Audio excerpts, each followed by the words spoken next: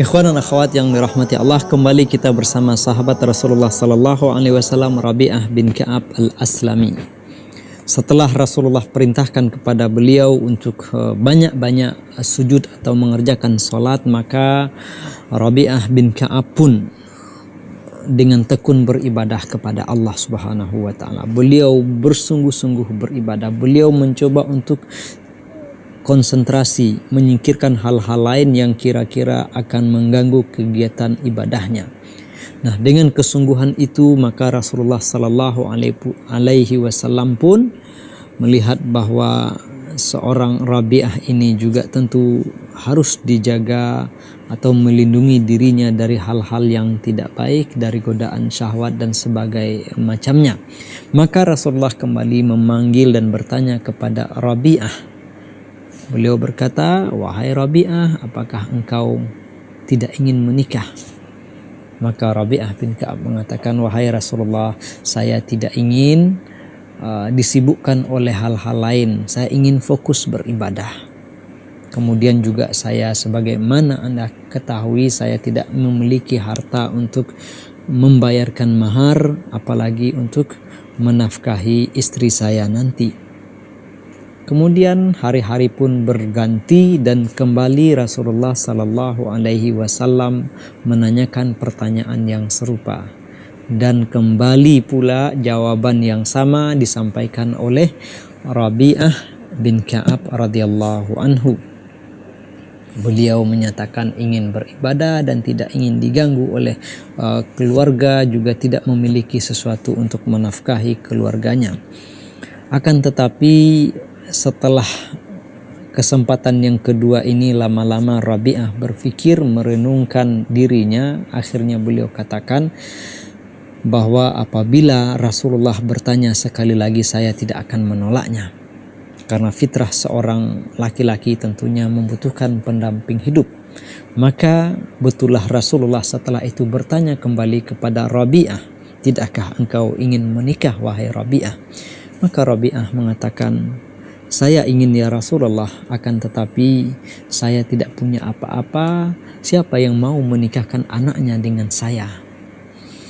Maka Rasulullah perintahkan kepada Rabi'ah, "Pergilah ke kabilah sana. Pergi ke kabilah itu, kemudian temui keluarga fulanah, sampaikan bahwa Rasulullah sallallahu alaihi wasallam memerintahkan saya untuk melamar anak gadis Anda." Maka pergilah Rabi'ah ke sana. Beliau mengetuk pintu, kemudian mengucapkan salam.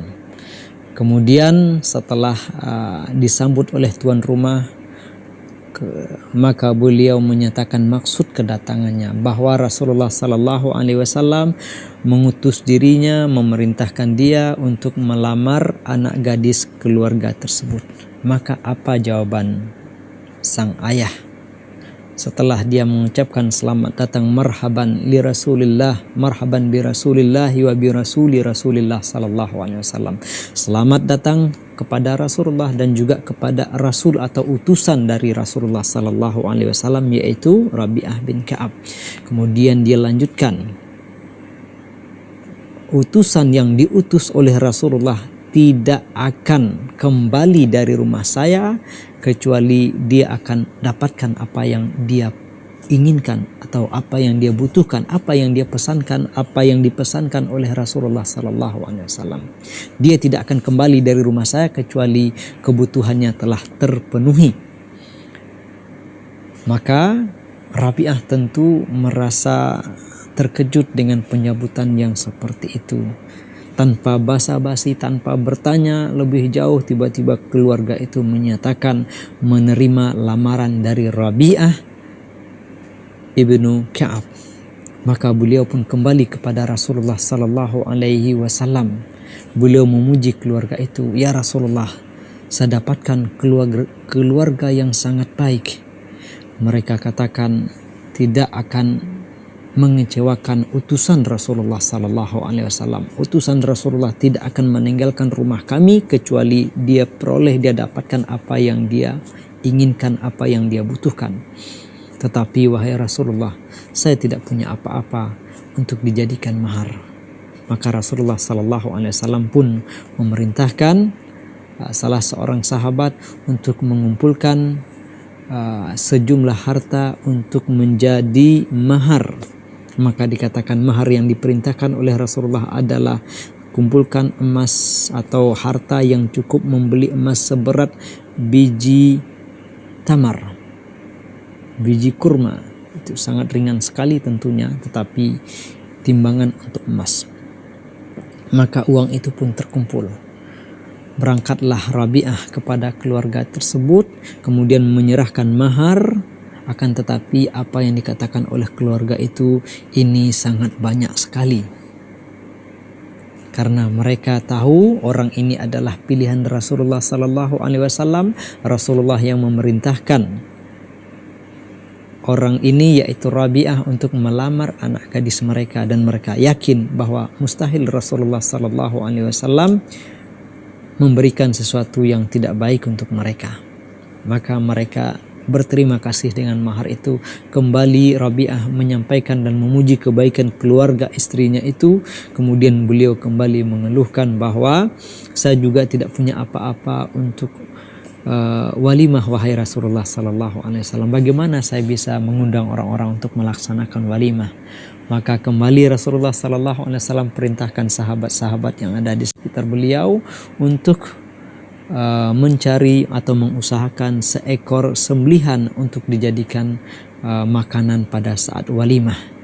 Ketika hewan sembelihan itu dibawa kepada keluarga istrinya, kembali keluarga istrinya mengatakan, adapun apa yang akan kita masak, Rasulullah sebelumnya juga memerintahkan kepada Rabi'ah bin Ka'ab untuk meminta tepung karena mereka makan roti kepada Aisyah radhiyallahu anha.